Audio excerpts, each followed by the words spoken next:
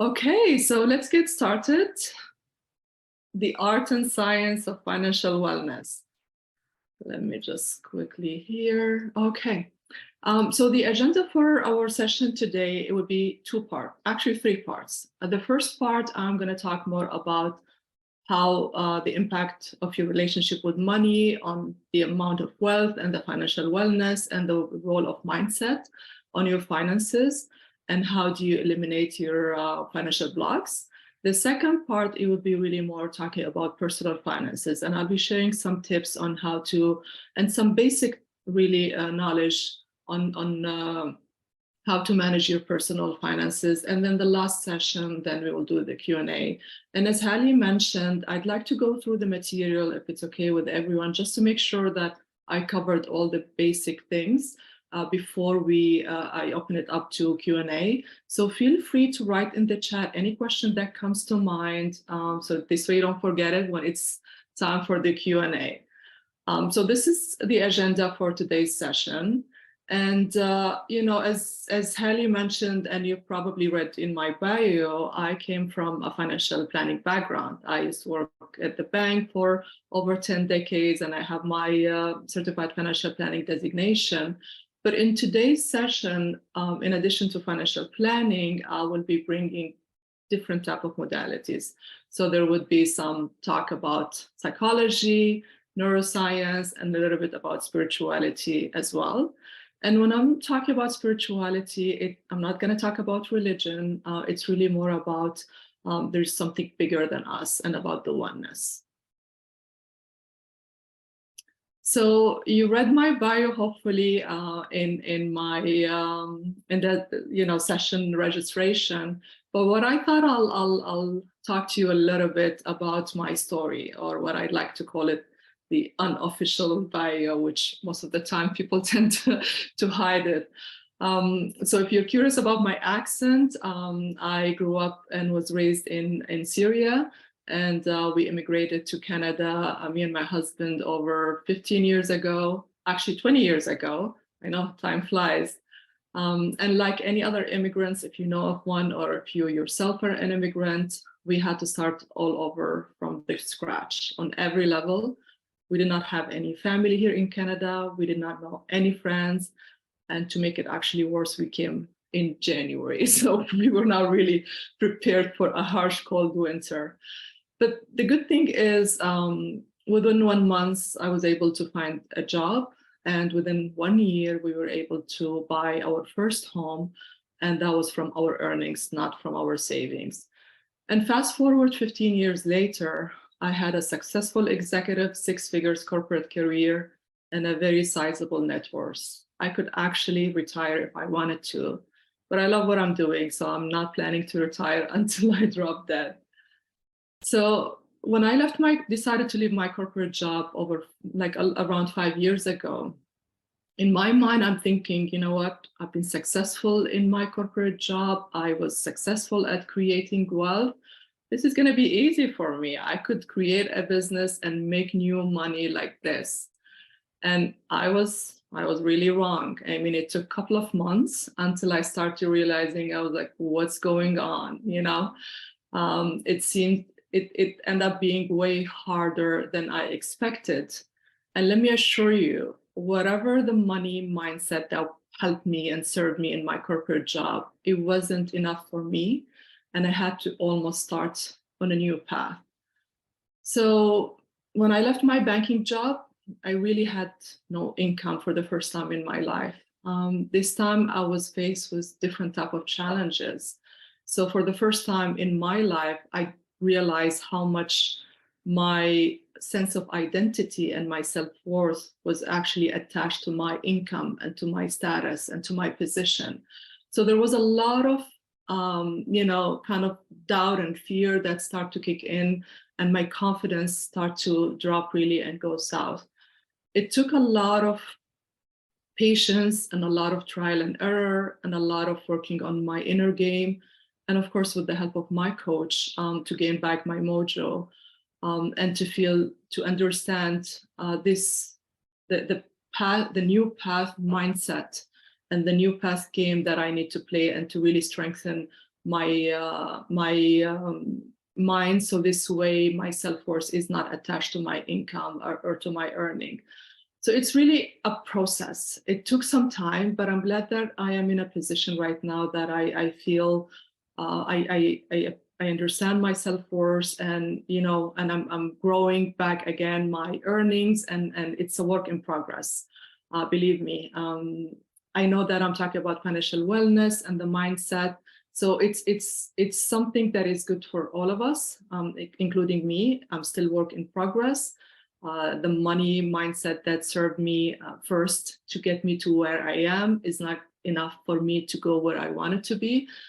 So wherever you are in your journey, there is always a next level, and I'm hoping today's session will be able to help you to go to the next session.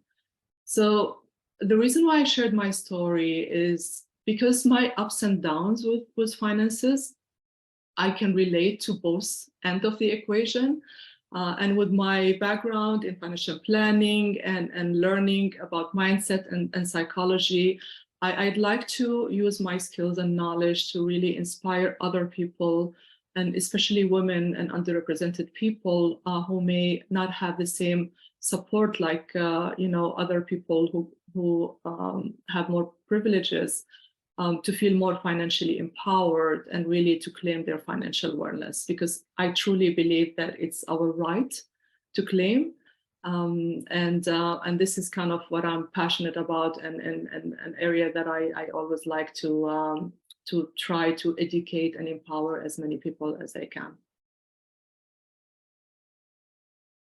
So you probably are curious to know, I'm not sure if you've heard the term financial wellness, because I know in general, people talk about well-being, they talk about your health and mental well-being, and they talk about money. But the reason why I wanted to combine both of them, because financial wellness, it's more than just about your net worth and income and ability to make ends meet. It goes beyond all of the traditional financial factors and tell a larger story about people's relationship with money and how they feel about their financial situation. So the Bureau of Consumer Financial Protection in the US did a lot of research in North America around the topic of financial well-being, and asked people what exactly financial well-being means to them. And what emerged out of these conversations is that financial well-being is determined by the extent to which an individual feels that he or she has control over day-to-day and month-to-month finances, have the capacity to cover any financial emergency that may come along, and we do have many financial emergencies, as all of you probably had in the past. And also to the extent and how they track their financial goals, like are they able to achieve their financial goals and things that they're important to them. And the last part is the freedom, financial freedom, to make the choices where they want to spend their money, and basically to create the lifestyle that they aspire to have. So goals and visions, for sure, for a good life are different from one person to another. So as each one of us really define their financial well-being in a different way. But the common thing between all of the people, which is really more the consistent theme, is security, freedom of choice, and in the present and the future. So that's kind of the common themes between all the people who've been surveyed about what they think about financial freedom. So like any other aspects of anyone's life, everyone define their financial journey is different, right? So, there is one thing, what I consider financial wellness, for example, I'm a big fan of travel. So I have to really incorporate travel in my financial wellness plan because it means a lot to me. Some other people may think that financial wellness is having $1 million in their bank account. Some other people may think retiring early at 50 is part of their financial wellness plan. So everyone really can create a custom financial wellness plan according to what the things that it means to them, according to their current situation and the lifestyle they aspire to create. The only constant thing in all of this that we all deserve financial wellness. So speaking of financial wellness, I would like to give you guys a minute to really reflect on what is your definition of your financial wellness. And I want you to get kind of your imagination going here for a little bit. So picture that you have a magic wand and you could make things happen regardless, of whatever money. So forget about money right now, and just picture that you have all the resources that you need to create the lifestyle you want. What would be, how would you define your financial wellness? So I'm going to give you a minute to reflect on it. And if you're up to it to share in the chat, I would love to hear more about what is financial wellness to you.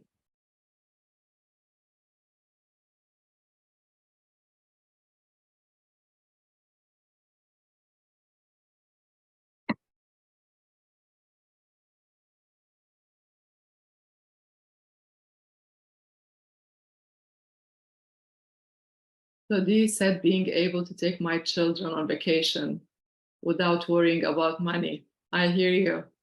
I've always actually have, and I still have a special account for vacation that is like any other expenses, because it means a lot to me to do family vacation, and I do save regularly for that. So I'm with you. Being able to buy property and a house. Nice.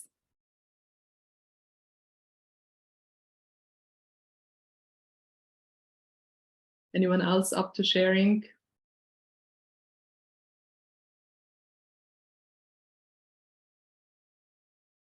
I'll give you a few more seconds just so you could write it down if you don't want to share it in the chat.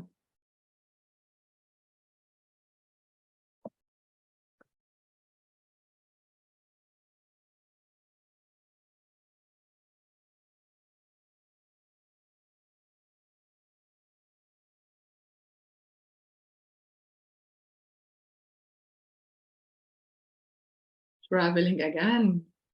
We have a travel club here in the room. Thank you, Angela. Vasu, financially healthy to have a buffer for rainy days, security for education, making money work for me, and not living paycheck to paycheck. I'm into that.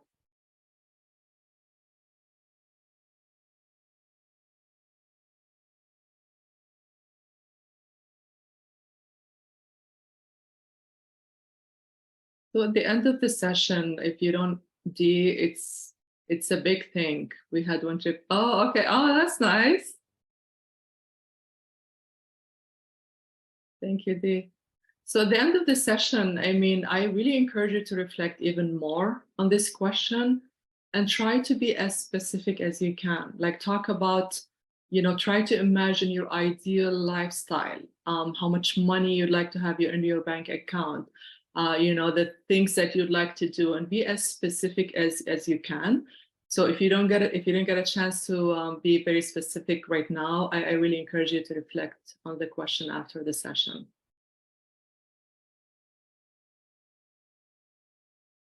Okay, so I'm going to start by talking about the psychology of money. That's an area, I'm not sure if you're familiar with it, but it doesn't get talked about as much. Most of the focus on money is really about the personal finances side of things. So when we talk about the psychology of the money, I mean, the biggest barrier to your financial success, any guess here? Does anyone know what's the biggest barrier to your financial success? Put it in the chat if you're up to guessing, playing the game.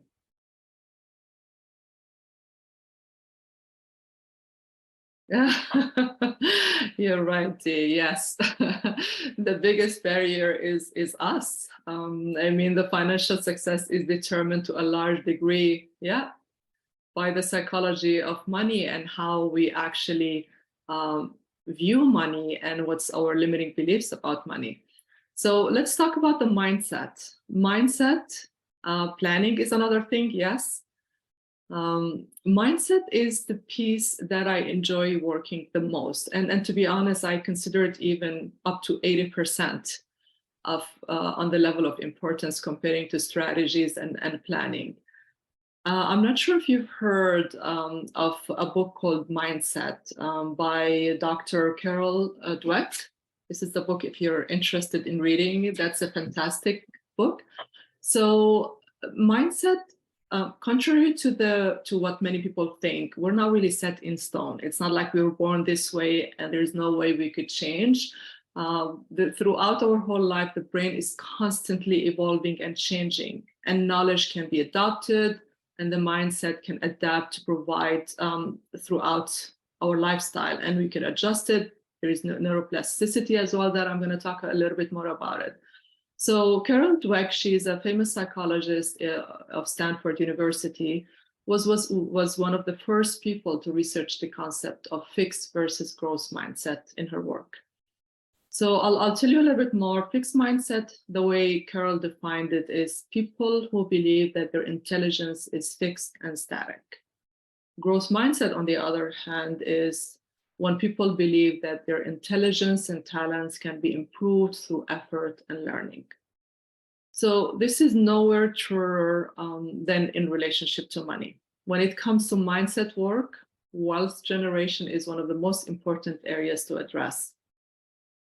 As many of us, actually all of us, have pre-existing beliefs. I know someone mentioned before the limiting beliefs that we have around money from our childhood conditioning.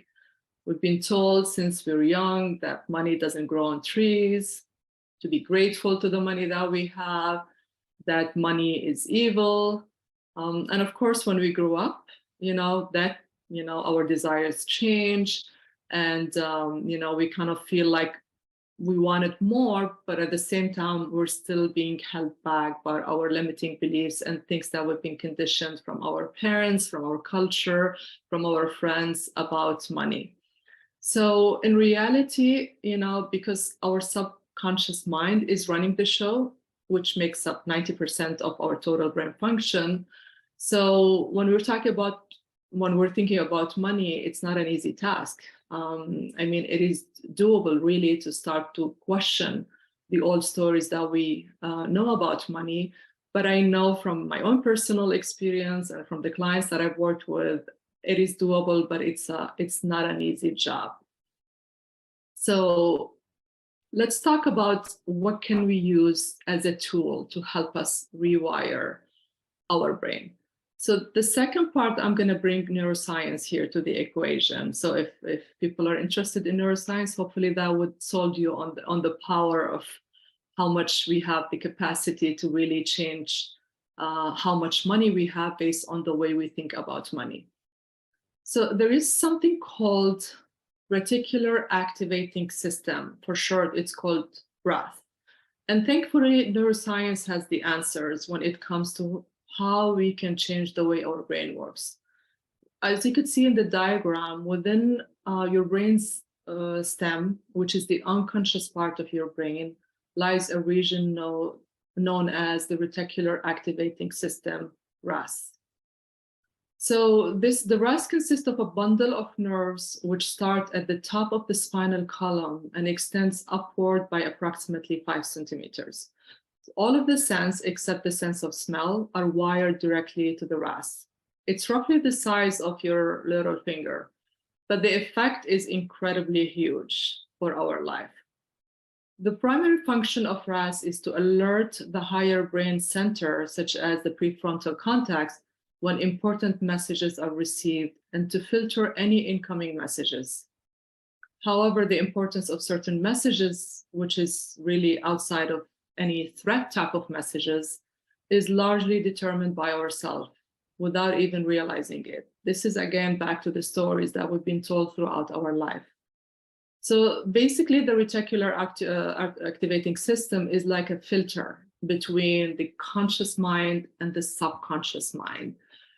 The RAS is the reason, if you ever wondered, when you buy a new t-shirt, all of a sudden you're seeing all the people who are wearing the same t-shirt. I remember when I first when I was pregnant with my daughter, we were kind of looking to figure out what do we name her.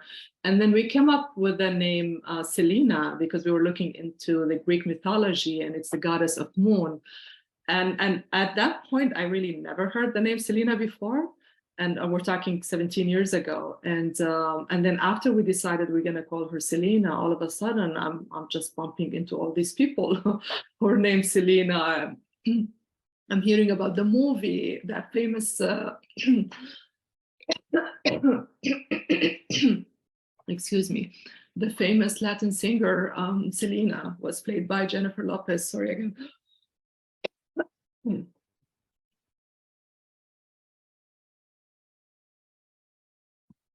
Yeah.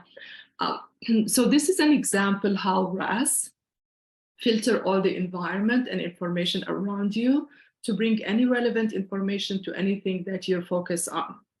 So if you're up to experimenting right now, I'd like to invite you to look around you and search for anything with the color blue. Just going to give you a few seconds to do that. Anything in your surrounding that has the color blue. Just write in the chat, what's the number of items that you've seen around you with the color of blue while I'm sipping my water.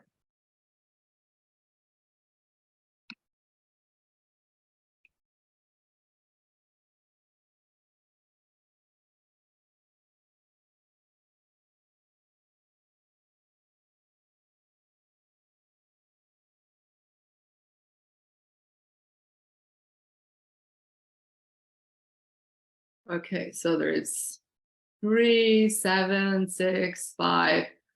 Okay. Oh, wow. I don't know where you are, G. I'm curious to know where you are, unless you're counting a different part of the sea as the color blue, but curious to, oh, or, okay. Okay. So when I ask you to look at, and we have 15, Angela said, when I ask you to look at the color blue, if you notice, all what you found is the color blue. But I'm sure there's other colors in your surrounding that you did not really pay attention to, because I did ask you specifically to look for the color blue.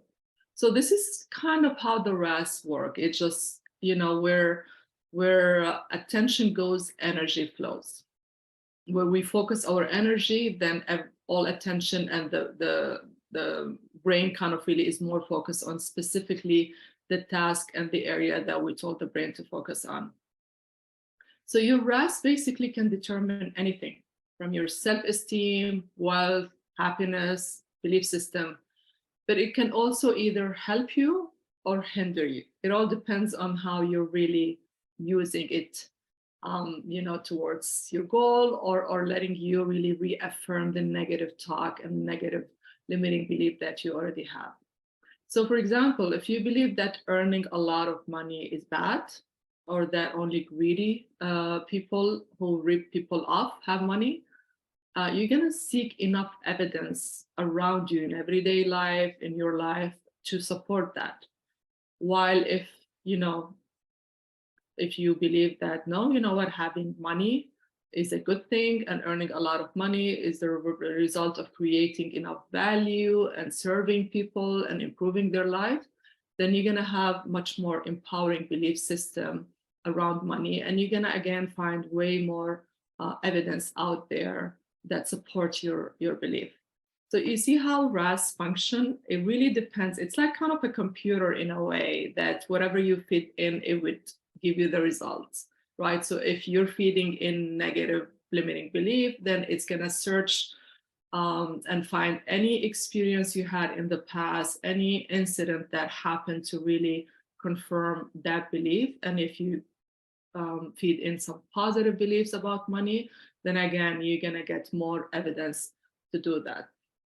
So RAS basically filter the world through the guidance you set for it.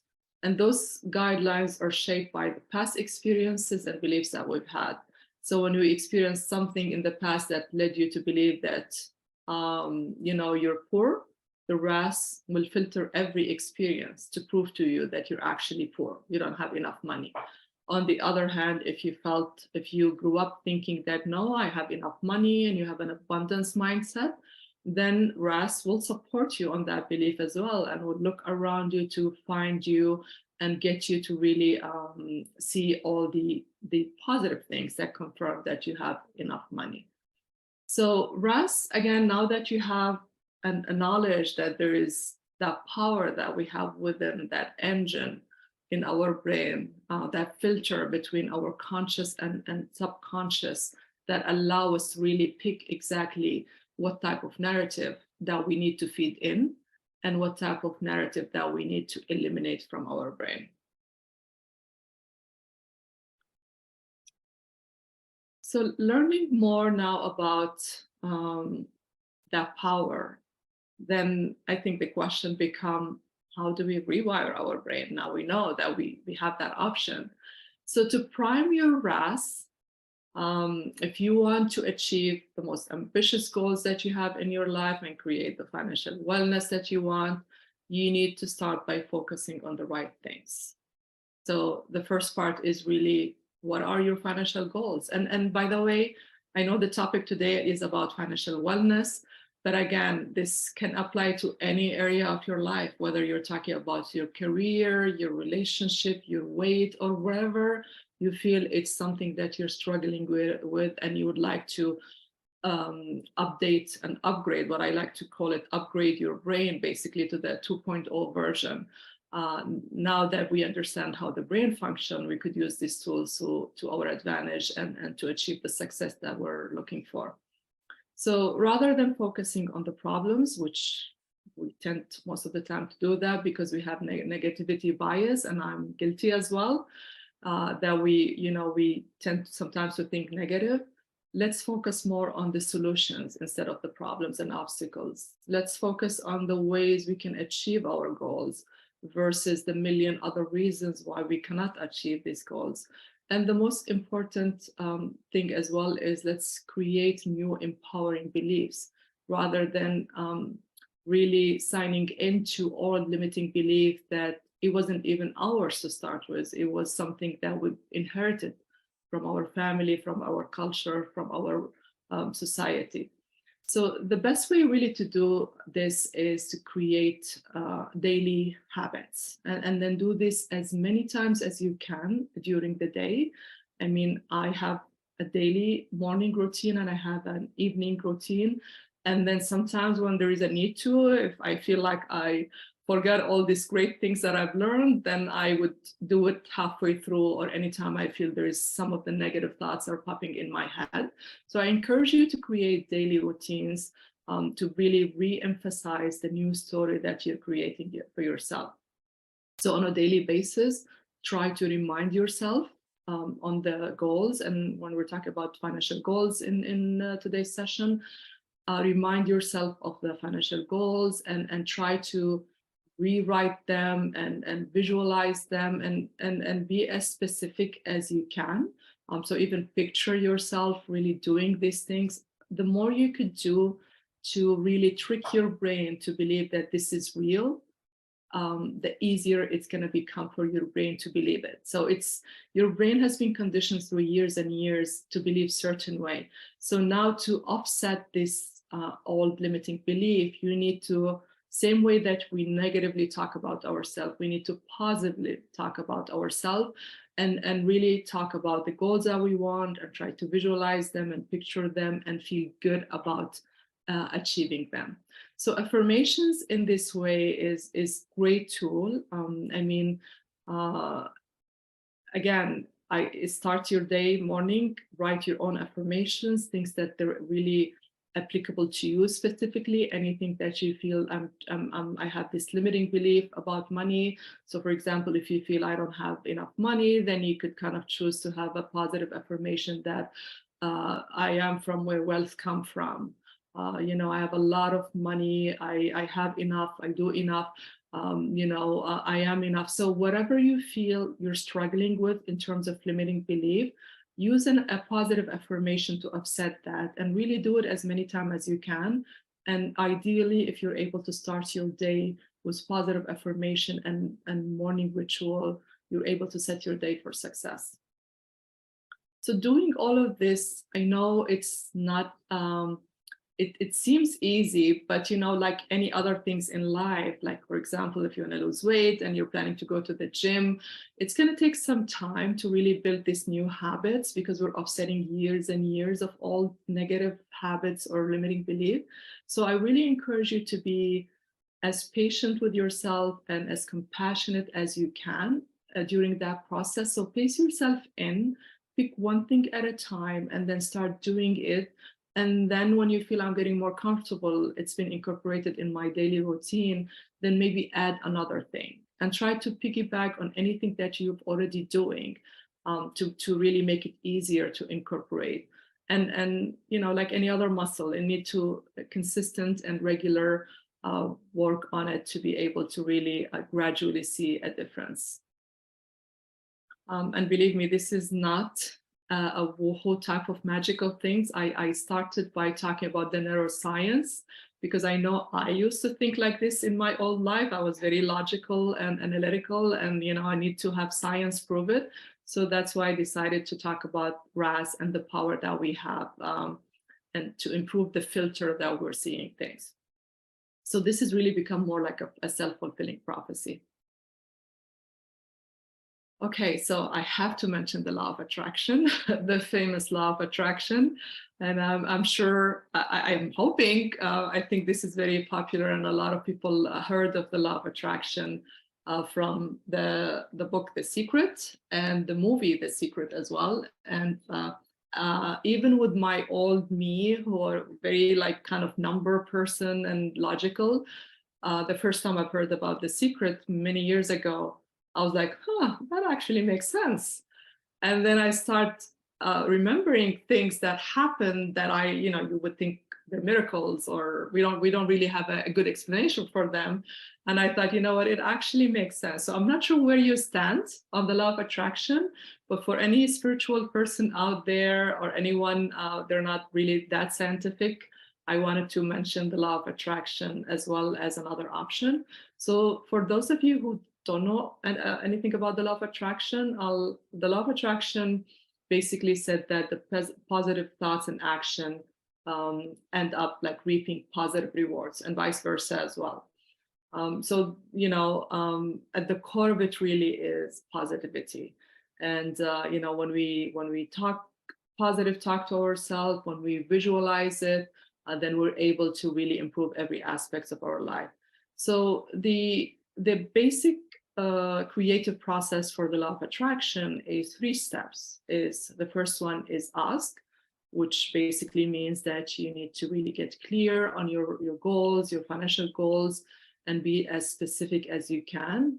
And the other part too is really think about why, because sometimes what happens is I find out from my own journey or other people, we actually think this is our goals, but in reality is we've been influenced by the way we've been conditioned throughout our life, or the way we grew up thinking this is what success is, to kind of really define our goals specific way. But then you just think like, okay, this is my goals, but I can't really achieve them. One of the reasons why I invite you to reflect on is why you're doing them. Because if they're not really attached to you, if they're not really part of who you are, if they're not connected and aligned to your values and to why you want to do them, you're probably not going to do them. So take your time when you're thinking about your goals and think about why you want them. And is that really you who want them, or is that your mom, your dad, or your friend who actually want them? So the more clarity you can get on that, the better. The second part is believing. And again, if you personally don't believe it's going to happen, it's not going to happen. Even if it happened, you're not going to see it happen, because you're going to seek evidence to really prove you otherwise. So try to act, speak, and really truly believe that it's happening, and really kind of even imagine yourself and visualize yourself having it.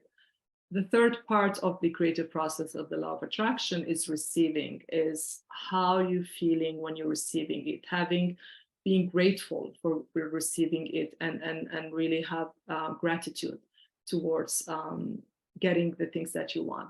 So this is the basic things of the law of attraction. To me, what I like to add to it really, which I find it's a critical part of the law of attraction that doesn't get mentioned as much. It works well when our thoughts and actions on the same frequency and harmony with our desire. But then there's the action piece. People think that all what I want is just wish. I mean, yes, wish is a good start, and asking is a good thing, but then will motivate you and inspire to take actions towards your goals. And then when you do that, then the universe or God or whoever you believe in will show up more coincidences and will give you more opportunities that will meet you halfway through. So there's an action piece that is involved that doesn't get mentioned as much. But if you notice now, between the law of attraction and actually the neuroscience, I think by now it's fair to assume that neuroscience kind of proved that the law of attraction, because there is a lot of similarities into the way RAS works and the law of attraction works as well. So you pick what resonates with you the most. The other thing, the last thing I want to mention about the law of attraction is how you're feeling is a big factor as well. So if you want a shortcut on how would I make this happen, is feel good. If you're feeling good about it, if you change who you're being, then you're gonna tend to believe that it's possible even more. You're gonna be more hopeful, and then with hope there is actions, and then hopefully you'll be able to achieve your goals. So try to keep like track of how you're feeling throughout the day, and you do have the power to really change the way you're feeling. If some people, they love, like, you could dance, you could go for a walk, you could do meditation, you could pray, whatever you feel will raise your energy up and your vibration and make you feel good. You could play with your kids, if you have a pet. Anything that brings you joy would be able to really switch your mood and put you in a good mood sooner, and that would really help speed up the process of attracting the things that you want. And even if we're not talking the law of attraction, really being inspired and getting more creative to do the things that you aspire to do. With the law of attraction, if you're totally a non-believer, then I would invite you to really give it a try, test it. Like, even if you want to start with something low, like just say, you know what, I'd like to get $100, and then have fun playing with it and see where this is gonna take you. And I'll be curious to know if it actually worked for you or not. So the last thing I want to mention on that part of the mindset and psychology is just a couple of tips to help you kind of more like wrap up the things that we talked about and help you master the inner game of wealth. The first part is be honest with yourself. I mean, I think sometimes as a coping mechanism, we tend to really live in denial or ignore certain things that deep inside we know they're true, but we ignore them or sweep them under the carpet thinking they will go away. Surprise, they don't go away, they actually get bigger. So the first part is, as much as you can be honest with yourself, the more value you're going to get out of any strategies that you're doing. So understand where you are right now financially, learn more about your past, try to reflect on what are the stories that you grew up when you were a kid, listening, like kind of understanding about money, and things that your parents told you about money, like is it money evil, or is it that money corrupt people, or is it like I have to work so hard to get money? So whatever stories that you've been telling yourself or you've been told, really, I think for the most part we've been told, like write down this story and the narrative that has been running your life so far. And then which, like, I would call it the money script, is figure out that script, because that's a starting point, is where you are financially, and then what's the money story that has been running the show so far. And then from there, you could think about, okay, so now I understand my limiting beliefs about my money. I understand the blocks that I have. And I know now that neuroscience or spirituality or psychology really told me that I can rewrite my money story. I have the capacity to rewire my brain and create a new story that serves me well, and really disassociate myself with my old story that I've been telling myself so far. So once you do that, then rewrite your money story and just visualize it. From there, like, create a vision board. I think vision board has been proven, and there's a lot of research to support it. actually have my kids do their vision board, and they keep updating it on a regular basis to check everything they've done and add more wishes to there. The more you can visualize your financial dreams or your life in general, the more you can really make it feel real, and feel how it feels having all of these things, and be grateful for all of that. And again, incorporate this in your daily routine as much as you can. The more and the faster you would be able to achieve your financial goals or any other goals in your life.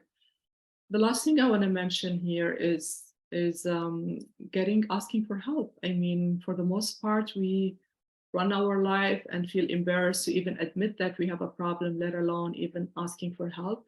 So I do encourage you to look for either a financial coach or a mentor, anyone that you aspire to be, anyone they have things figured out, or maybe even if they're just one step ahead of you, they would be able to help you challenge your old way of thinking and your limiting belief and start creating new ones. And whether it's, it's limiting belief, or how do I manage my financial situation, or how do I start my business, anyone who's ahead of you can add a lot of value for you. So I really encourage you all to seek help and ask for advice.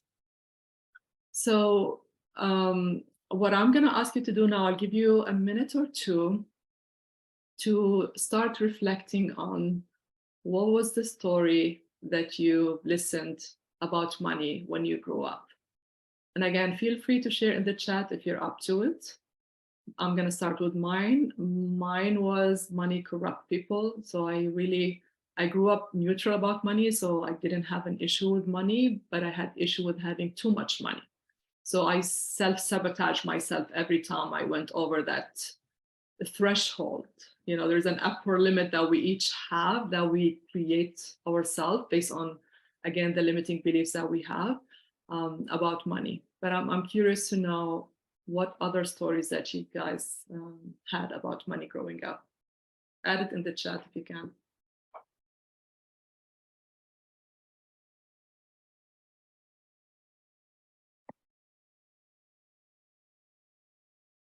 Money was conditional. Okay, can you tell me a little bit more about that, Dee? Conditional to what?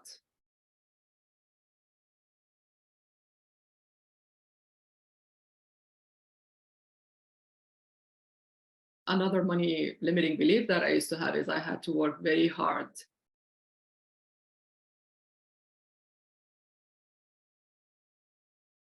Oh, okay. So there's the good and bad there. Yeah. It's like you're being naughty. You don't deserve money. Thank you for sharing, Dee. I appreciate your honesty.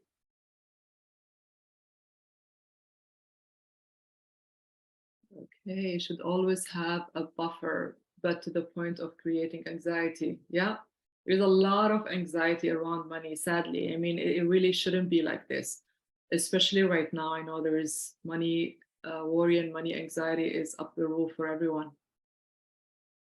So my parents were very financially responsible. I don't know how my mother managed with three of us. But yeah, I know sometimes our parents are impressive in the way they manage the financial situation. And I'm glad that you're grateful for what your parents did. But then again, there is that belief that there is scarcity there. There is not enough money.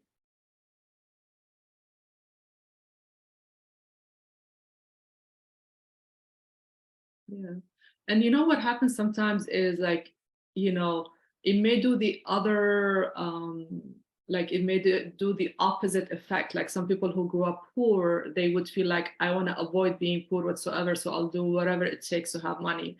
And some other people think that's the normal. That's the normal people. That's how much money they have. They can't even imagine how not being poor can look like unless they meet someone who's rich, and they would think, oh, okay, so this is how rich people live. Thank you for sharing. So now that we have and hopefully you all have, even the one who did not get a chance to share, have a better idea about the old story. I really encourage you to take a moment to think about what is the new story that you'd like to create about money. And again, feel free to share in the chat box. Anything comes to mind, again, the sky is the limit and you have the magic wand. What would be your new money story that you'd like to create?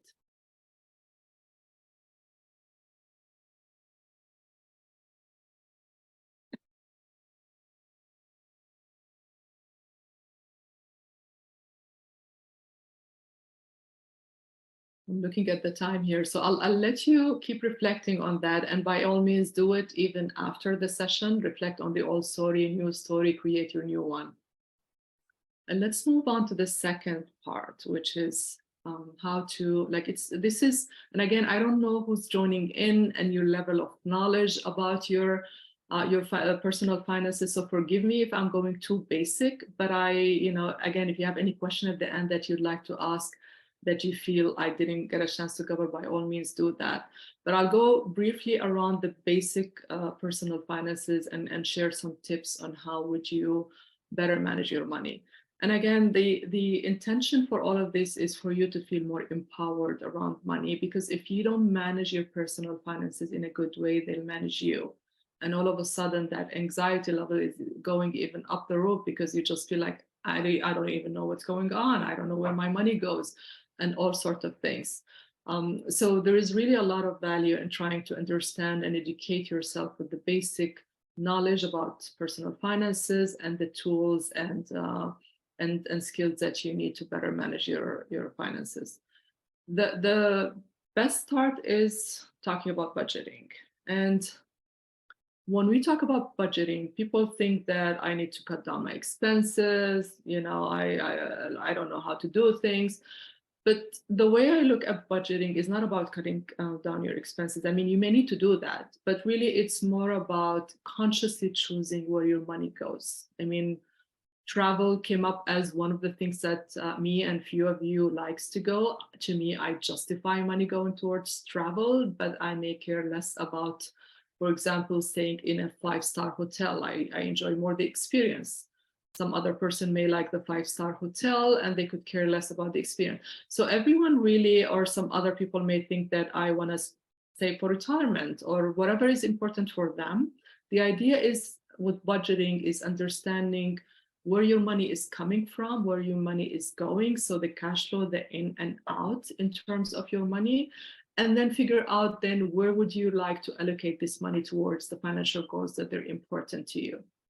So the first part in a budgeting is to really understand your income. So if you have multiple income, add all the incomes that you get from the different sources.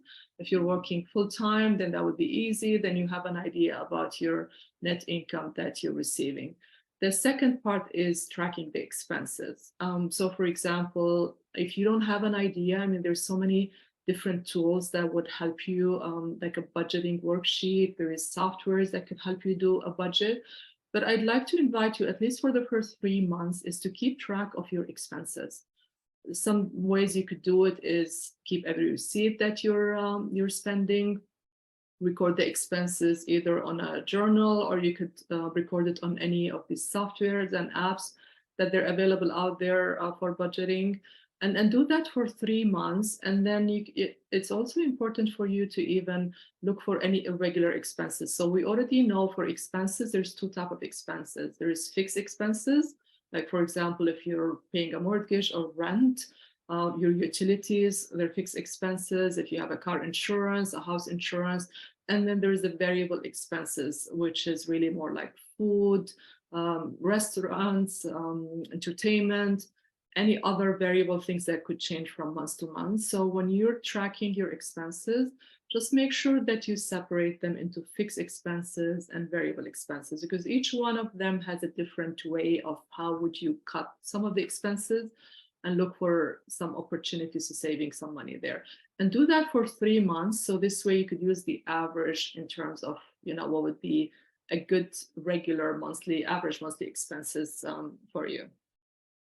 A good rule of thumb in terms of budgeting is the 50-30-20 rule, which basically means is you need to, it's recommended to allocate 50% for essentials like groceries, utilities, rent or mortgage, 30% for any personal expenses like entertainment, going to the gym, restaurants, or any other personal things that is important to you. And then it is recommended to save 20% for future goals, which most of the people probably tend not to do that.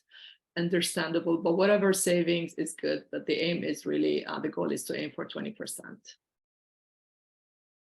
So the one thing that I want to mention as well is there's some areas that you could save some expenses. And again, everyone is different really. And it all depends on when you do the cash flow, when you work on the budget at the end, when you factor in the total income and total expenses, you're going to find out either that you have a surplus by the end of the month or you have a deficit. So if you have a surplus, that's great, kudos for you. And then, you know, some of this money, actually all this money gonna go towards, you could allocate it towards different saving goals like retirement, education, vacation, buying a car, a house, I know someone mentioned, whatever is important to you.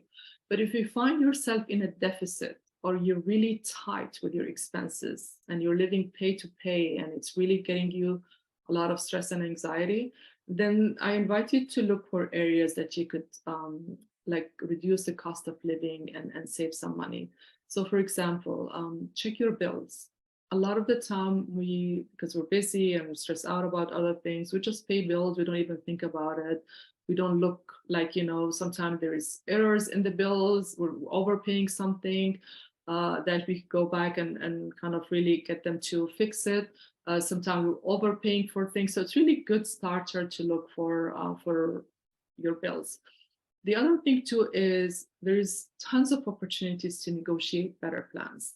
So I tend to do it at least on a yearly basis, and I do it usually around end of the year, beginning of the new year. Is I look for everything that I'm paying, and especially the fixed expenses, like for example insurance or cable, internet, all these things, and then I would look for, is there an opportunity for me to save some money? You can call and renegotiate. Most of the service providers really are up to negotiating, or you could even shop for another place that they're providing cheaper fees. So that could be the bank fees. Sometimes, you know, they do special offers that you're not aware of. Sometimes you're in the wrong type of checking account or you're paying too much high fees on your banking that you could look for opportunities to save some money. So go back and really check at least once a year. I mean, if you could do it more often, it would be great, but at least once a year, look for opportunities to renegotiate for a better plan. And then again, if you find that the food cost is high, then you could kind of look for alternative. Do I want to take out do less takeout and buying lunch and maybe cook at home better? It's healthier. It would save me some money. Should I maybe look to do grocery shopping somewhere else, or maybe check the flyers? A lot of the places they do price match, so that could save you some money. So everyone is really, their priorities are different. Some other people may not care about that, but again, this is just some options for you to consider. The other thing too is, I mean, sometimes it depends on where you live.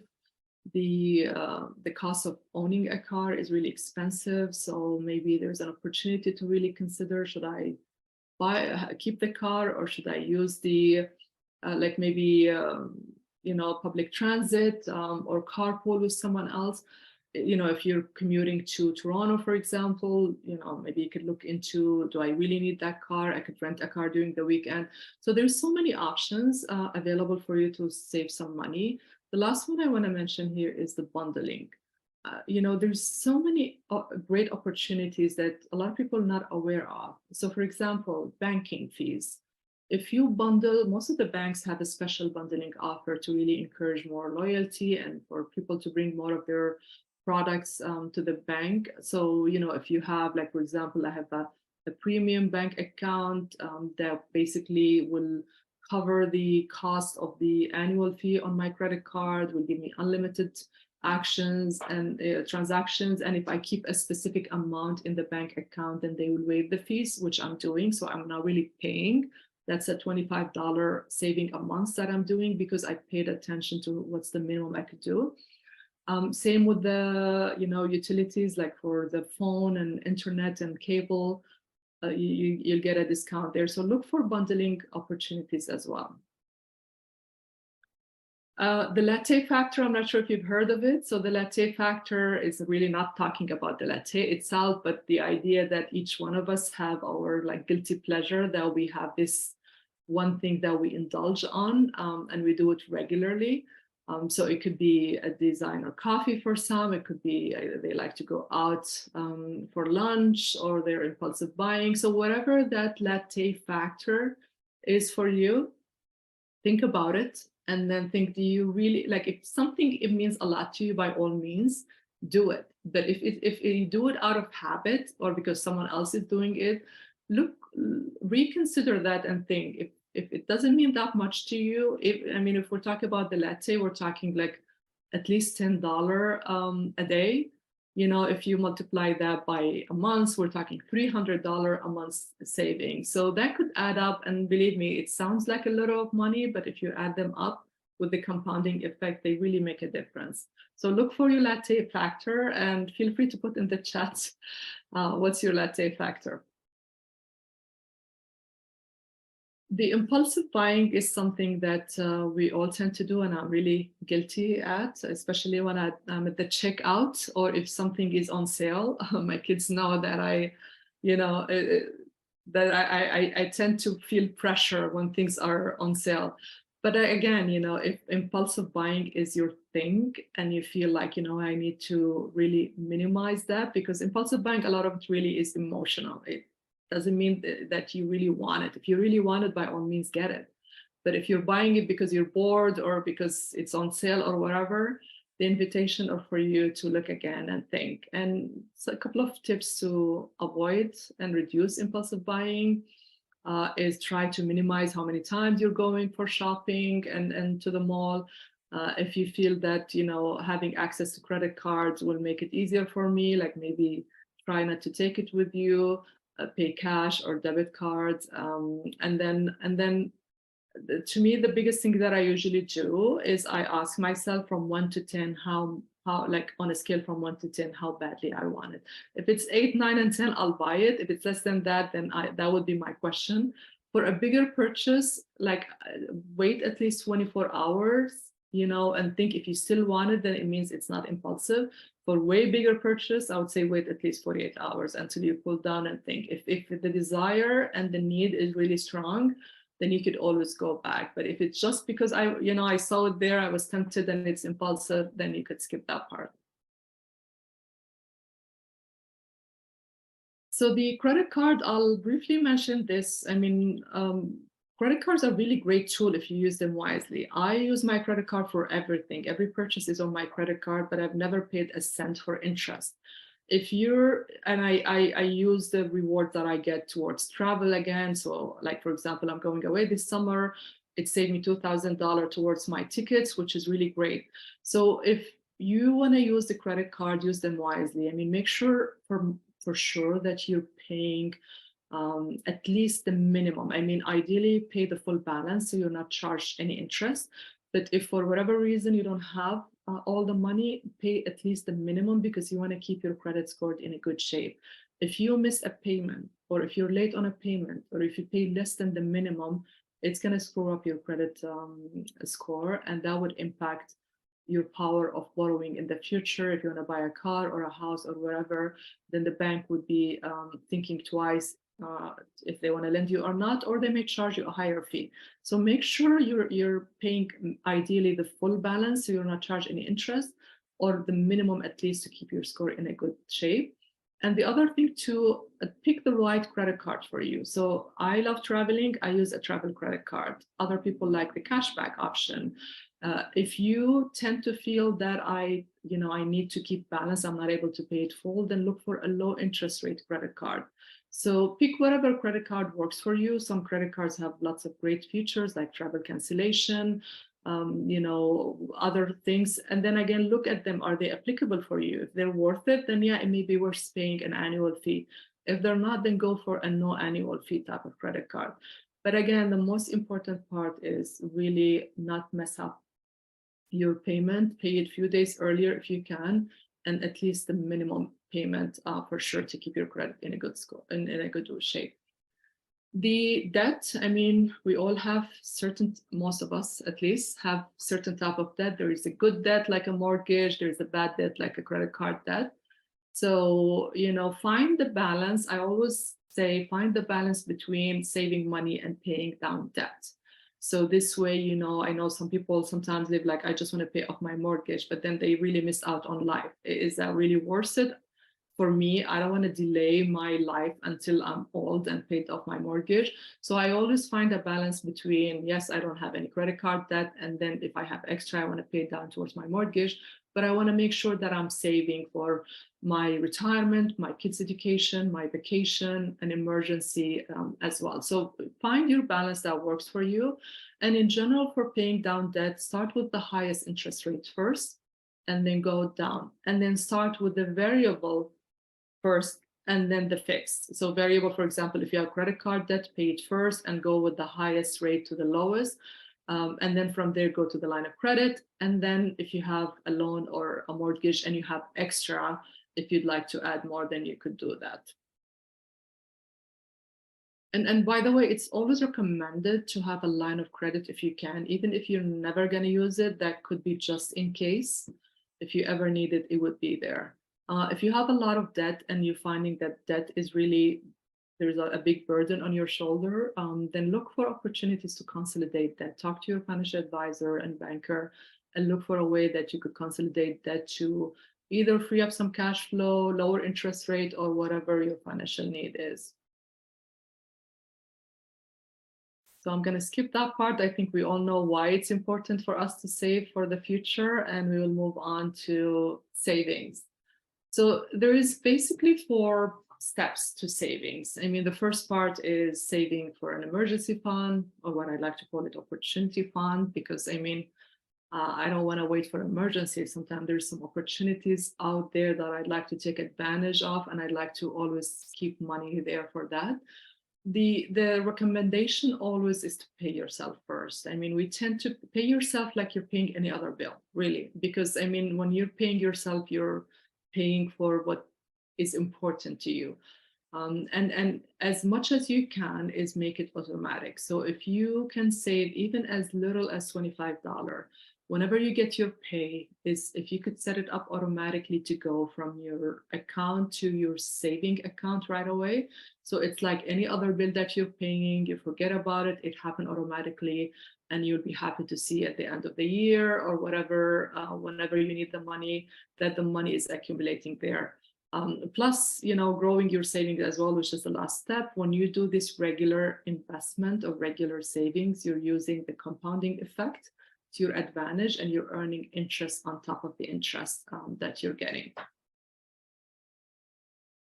I mean, there is really great option that we have here in Canada is to take advantage of registered tax sheltered plans. So the one that we have, I'm not sure if you're familiar with the tax-free saving account. So this account allows you, it was started back in 2009. The government started this account to encourage people to save regularly. So you can contribute, it started 5,000 a year, but this year it's 6,500 on a yearly basis that goes toward a tax, you can put it into a tax-free saving account, and the money there will grow tax sheltered. And with any of these registered accounts, you could invest the money the way you want it. It's based on your time horizon, your investment, your risk tolerance, and whenever you need the money, you could invest it in GICs, you could invest it in mutual funds, stocks, bonds, whatever is applicable. For each of these registered accounts, it gives you all the options to invest it the way you want it. So tax-free saving is great when you're saving for example, I want to buy a car, vacation, anything that is really short-term type of things, because you could take the money without having to pay taxes. The RSP, registered retirement saving plans, on the other hand, is for retirement. So this is for long-term, once you put the money there, technically you're not supposed to take it. When you contribute, you're getting an immediate tax deduction. But then what people tend to forget about it is when they need to take the money out in retirement, they actually have to pay taxes. But the idea that we're paying higher tax rates when we're working comparing to in retirement. The other thing for RSP, for someone who want to buy a house or for education, there is programs that allow you to take some money out of your RSP towards buying your first time home or towards your education. RESP, it's one of these registered accounts that I feel really bad that a lot of people don't leverage. My kids' education for me is super important. So I always make sure that I'm doing the maximum I could do. You could get up to 20% grant from the government, up to $500 a year for each child, which is really free money to encourage you to save money for education. And when the money is taken out of the account in the future, will be taxed in the kids' hand, which basically they'll have almost no taxes to pay at that time. RDSP is for people who have any family member, like any of their kids on disability. There is this program for them as well. I'm not going to really spend a lot of time on the SMART goals. Financial goals is the last thing I want to talk about today, but just the idea of SMART goals is be specific, find a goal that is measurable, achievable, realistic, and timely. So now that you have a better idea about savings and paying debt, I think it's really important to think about what's your financial goals. So what I would recommend is, because there's so many things that we want, I want 100 things, but I think it would be good to narrow it down to 3 financial goals at the beginning. And then once you get what exactly your financial goals, again, be as specific as you can and really understand why you want them. So they mean something to you, because you will be more motivated when your goals are aligned with your value, your purpose, something that is dear to your heart. Once you do that, then you passion test it, again, understanding the why behind it. And then once you do that, naming your goal. So that could be retirement, kid education, vacation, and timestamp it. So this way you would know, what, I'd like to buy a car within 2 years. I'd like to save for my education, my kids' education in 5 years. And once you have them, back to the visualization, which again, it's been emphasized again and again and again, is so powerful in getting you to really imagine it's possible and then make them be motivated to take more actions to do them.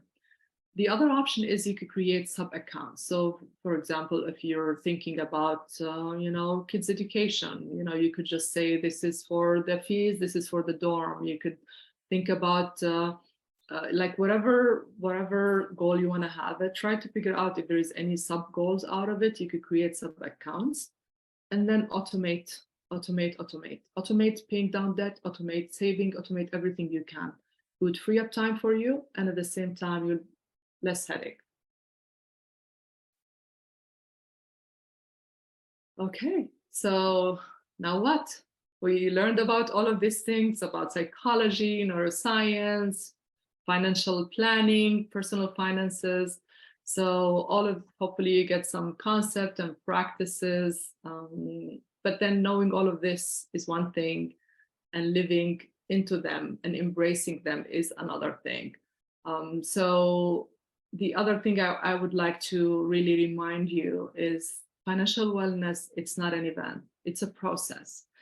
And it may take longer for some people than other people. And that's okay, because each one of us can really create the financial wellness plan that works specifically for us.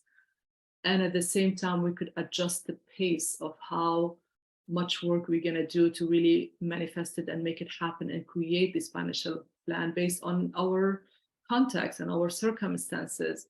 But the idea is, hopefully today you've had some tips and strategies and a buffet of tools and ideas.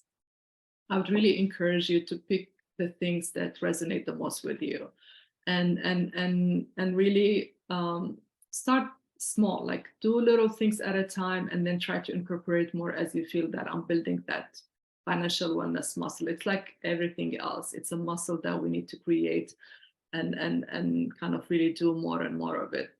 So hopefully today's session, my intention of this session is first to give you hope and get you to see the possibility out there. and also share some tips and give you some tools and strategies that can help you in understanding where you are financially and creating the aspired lifestyle and wealth and financial wellness that you would like. And hopefully that would make you feel a little bit more empowered. So that's it for me. The last thing I want to mention to you is feel free to reach out. I do have some free resources. So you can scan the body, we take it to my website, or you could email me directly. Just mention that you were here at the session, and I'm happy to share some free resources for you that could help you create your own financial wellness. Thank you. Yeah, it was such a pleasure, and hopefully you get some value out of today's session. And feel free again to email me, and I'm happy to share the affirmations, some other free resources for you, and answer any other question that you didn't get a chance to ask today.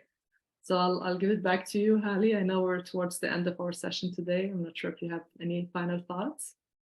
No, I just want to say thank you so much for sharing your knowledge on such an important topic.